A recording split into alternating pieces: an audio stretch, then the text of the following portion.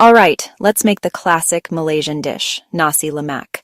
It's coconut rice, spicy sambal, crispy anchovies, roasted peanuts, cucumbers, and a soft boiled egg.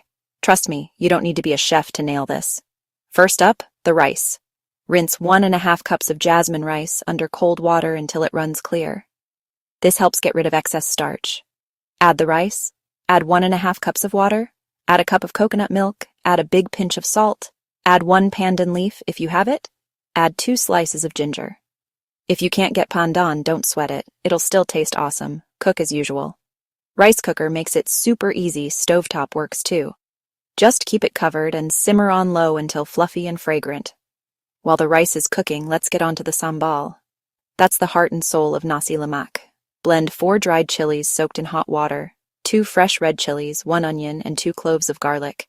Heat up 3 tablespoons of oil in a pan, add the blended paste, and let it sizzle until it turns deep red and the oil separates. Stir in 2 tablespoons of sugar, a splash of tamarind juice, and a pinch of salt. Keep it simmering and stirring. The kitchen's gonna smell amazing.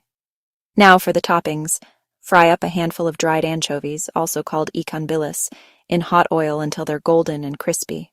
Set them aside on a paper towel.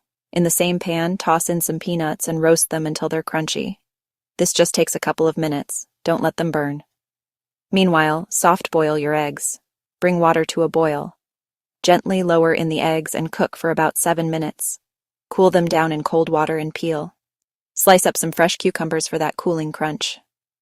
All right, time to build your Nasi Lemak plate. Scoop the coconut rice onto the center. Add a generous dollop of sambal. Arrange the crispy anchovies. Arrange the roasted peanuts. Arrange the cucumber slices. Add the soft-boiled egg. If you want to go big, top it all off with some fried chicken or rendang. But honestly, this basic setup is pure comfort food. And there it is, Nasi Lemak, just like you'd find at a street stall in Malaysia. So simple, but so satisfying.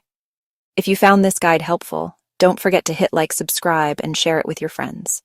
Let me know in the comments what Malaysian dish you want to see next. Thanks for watching and happy cooking.